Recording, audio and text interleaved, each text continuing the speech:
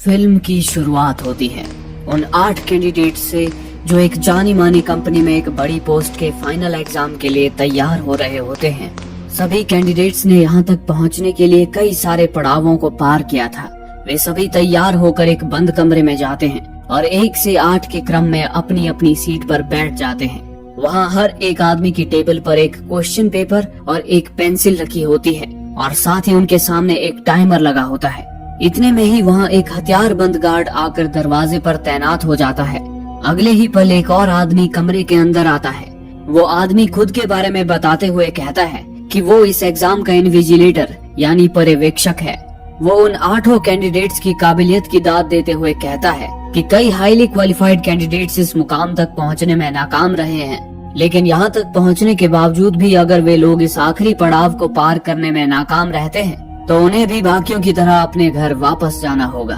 उसके बाद इन्विजिलेटर उन्हें एग्जाम के 3 महत्वपूर्ण नियम समझाता है जो कुछ इस प्रकार होते हैं। नियम नंबर 1, अगर यहाँ किसी ने भी इन्विजिलेटर या फिर वहाँ मौजूद गार्ड से बात करने की कोशिश की तो उसे एग्जाम से डिस्क्वालिफाइड कर दिया जाएगा। नियम नंबर 2, अगर किसी ने अपने पेपर को जानबूझकर या फिर अनजाने में भी खराब किया तो उसे भी डिस्क्वालिफाइड कर दिया जाएगा। नियम नंबर 3, अगर उनमें से कोई कैंडिडेट किसी भी कारणवश इस रूम से बाहर निकलता है तो उसे भी एग्जाम से डिस्क्वालिफाइड कर दिया जाएगा। आगे इन्विजिलेटर कहता है कि इस टेस्ट में आपको एक क्वेश्चन दिया गया है और आपको उसका जवाब लिखना है। ये बताने के बाद अंत में इन्विजिलेटर पूछता है एनी क्वेश्चंस?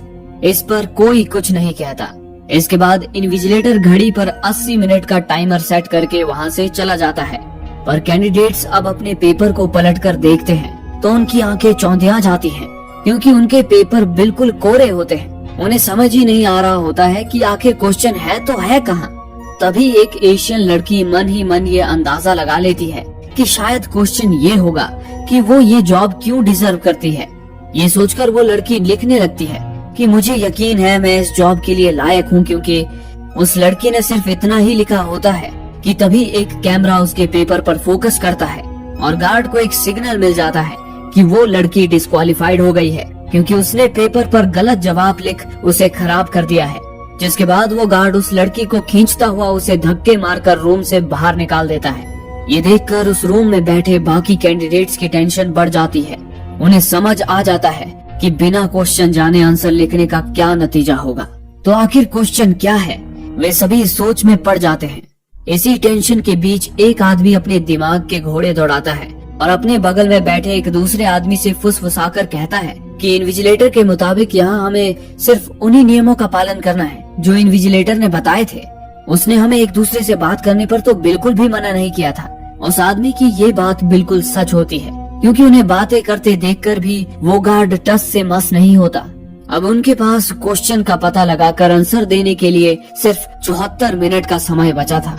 इसी बीच वो आदमी कहता है कि अब क्यों ना हम एक दूसरे की मदद से पहले ये पता लगाएं कि आखिर क्वेश्चन क्या है, उसके बाद हम सब अपने अपने आंसर्स लिख सकते हैं। इस बात पर बाकी लोग भी सहमति दर्शाते हैं। उन्हें लगता है कि ये एग्जाम सिर्फ क्वेश्चन के आंसर लिखने का नहीं है, बल्कि उन्हें यहाँ अपना टीम वर्क भी दिखाना होगा।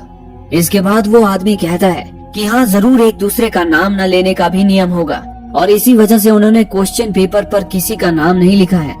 इस वजह से वो एक दूसरे की पहचान हो सके, इसलिए मर्दों के नाम उनकी त्वचा के रंगों से और औरतों के नाम उनके बालों के रंगों के आधार पर रखने का सुझाव देता है। जैसे कि वो एक कैरेबियन आदमी का नाम ब्लैक, खुद का नाम व्हाइट और एक इंडियन आदमी का नाम ब्राउन रखता है। इसी तरह से वो औरतों को उनके बालों के रंगों के मुताबिक ब्लॉन्ड, ब्रूनेट और डार्क नाम देता है। उसी रूम में एक और आदमी बैठा हुआ था जो इनकी बातों पर बिल्कुल भी ध्यान नहीं दे रहा था और अपनी ही धुन में खोया हुआ था। इस वजह से व्हाइट उस आदमी का नाम बहरा यानी डेफ रख देता है।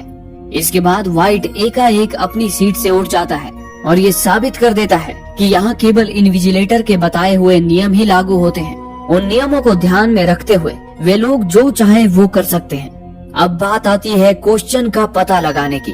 तो इस पर ब्रूनेट कहती है कि हो सकता है कि क्वेश्चन इस पेपर पर ही लिखा हो, पर उसे छुपाने के लिए किसी इनविजिबल इंक या वाटरमार्क का इस्तेमाल किया गया हो। ये कहकर ब्रूनेट अपने पेपर को लाइट के सामने रखकर देखती है। हालांकि उसकी ये तरकीब काम नहीं आती। इसी बीच ब्लॉन्ड कहती है कि हो सकता है ये पेंसिल हमें सिर्फ लिखने के लिए ही ना दी गई हो, शायद पेंसिल से पेपर पर शेड करने पर क्वेश्चन उभर आए। व्हाइट ब्लॉन्ड को ये तरीका भी आजमा कर देखने के लिए कहता है, लेकिन तभी ब्लैक उसे रोकता है और उन्हें याद दिलाता है कि इन्विजिलेटर के बताए नियमों में से एक नियम ये भी था कि अगर उन्होंने अपने कागज को जानबूझकर या अनजाने में खराब किया तो वो कंपटीशन से डिस्क्वालिफाइड हो जाएंगे। उसके बाद ब्लैक कहता है कि हो सकता है कि क्वेश्चन हम में से किसी एक के ही पेपर पर लिखा हो, इस वजह से सभी को अपने पेपर्स लाइट के सामने रखकर देखने चाहिए। ये सुनकर सभी लोग पेपर्स लाइट के सामने रखकर देखते हैं, लेकिन तब भी उन्हें सिर्फ निराशा ही हाथ लगती है।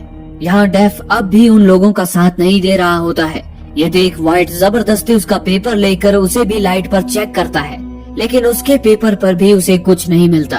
तभी ब्लैक कहता है कि हमें एक बार सारी लाइट्स बंद करके भी देखना चाहिए, क्योंकि जिन लाइट्स को हम देख सकते हैं उनके अलावा कुछ ऐसी भी लाइट्स होती हैं जो हमें दिखाई नहीं देती लेकिन उनका वजूद होता है, जैसे कि अल्ट्रावायलेट, इंफ्रारेड और एक्स-रे। हो सकता है ऐसी कोई लाइट्स भी यहाँ मौजूद हों। व्हाइट बड़ी हैरानी से पूछता है कि अगर ये लाइट्स दिखाई नहीं देती तो हम उन्हें ढूंढेंगे कैसे। इस पर ब्रूनेट कहती है कि उन्हें लाइट भले ही ना दिखे, लेकिन अगर यहाँ ऐसी लाइट होगी तो उन्हें लाइट का सोर्स जरूर दिखेगा। ब्लैक भी उसकी इस बात पर सहमति दर्शाता है। इसी बीच ब्लॉन्ड देखती है कि यहाँ तो सचमुच कुछ छुपी हुई लाइट्स मौजूद हैं। ये देखकर उसे पूरा यकीन हो जाता है कि ये छुपी हुई लाइट्स ही उन्हें क्वेश्चन दिखा सकती हैं। इसीलिए ब्लॉन्ड सभी से उन लाइट्स का स्विच ढूंढने के लिए कहती है, लेकिन दुर्भाग्य से वहाँ ऐसा कोई स्विच मौजूद नहीं होता और नियम के मुताबिक अगर वे लोग स्विच ढूंढने कमरे से बाहर गए तो डिस्क्वालिफाइड हो जाएंगे। तभी ब्लैक कहता है कि ये सारी तो इमरजेंसी लाइट्स हैं, तो क्यों ना यहाँ जल रही लाइट्स को फोड़कर इमरजेंसी क्रिएट की जाए जिससे ये लाइट्स जल उठे। हालांकि इसमें मुसीबत ये थी कि अगर ये इमरजेंसी लाइट्स नहीं जली तो इस कमरे में गुप्त अंधेरा हो जाएगा। इसीलिए ब्राउन और ब्लैक उलझन में थे, पर व्हाइट ये रिस्क लेने के लिए तैयार था। इसीलिए वो सबको सहमति के तौर पर अपने अपने हाथ खड़े करने के लिए कहता है। इसमें ब्राउन को छोड़कर बाकी सब अपनी सहमति दर्शाते हैं। ज्यादातर लोगों की सहमति मिलते ही व्हाइट जरा भी देरी न करते हुए एक चेयर उठाता है और कमरे की सारी लाइट्स फोड़ डालता है और खुशकिस्मती से नीले रंग की इमरजेंसी लाइट्स जल पड़ती हैं, जो अल्ट्रावायलेट लाइट जैसी ही दिख रही होती हैं। उसे देखकर सभी खुश हो जाते हैं। अब उन्हें पूरा यकीन था कि उन्हें क्वेश्चन मिल जाएगा, लेकिन जब वो अपने पेपर्स उसके सामने रखते हैं तो उन्हें एक बार फिर निराशा ही मिलती है। तभी डार्क गौर करती है कि उस लाइट का ऊपर का आधा हिस्सा तो जला ही नहीं है, यानी उसके ऊपर एक और लाइट मौजूद है जो शायद इस लाइट को फोड़ने के बाद जलेगी। ये देखकर वे लोग अब सावधानी पूर्वक सारे नीले लाइट्स को फोड़ देते हैं, जिससे वो कमरा अब इंफ्रारेड लाइट की तरह लाल रोशनी से भर जाता है। ये देख उनमें फिर से क्वेश्चन मिलने की उम्मीद जाग उठती है, लेकिन जब वो अपने पेपर उस लाइट के आगे रखकर देखते हैं तो उन्हें फिर से सिर्फ निराशा ही मिलती है। अब उनके पास सिर्फ 60 मिनट ही बचे होते हैं, जिससे उनकी परेशानी और ज्यादा बढ़ जाती है। तभी व्हाइट फिर अपने दिमाग के घोड़े दौड़ाता है और कहता है कि इन्विजिलेटर ने तो हमें ये कहा था कि हम अपने पेपर खराब नहीं कर सकते, उसने ये नहीं कहा था कि हम किसी और का पेपर खराब नहीं कर सकते। इतना कहकर व्हाइट उस एशियन लड़की का पेपर उठाता है जो एग्जाम शुरू होते ही डिस्क्वालीफाई हो गई थी। व्हाइट उस पर कुछ समय पहले ब्लॉन्ड द्वारा बताया गया तरीका भी आजमा कर देखता है। व्हाइट उस पेपर पर पेंसिल से शेड बनाने लगता है, पर बदकिस्मती से ये तरकीब भी काम नहीं करती। लेकिन फिर व्हाइट के दिमाग में एक और सुझाव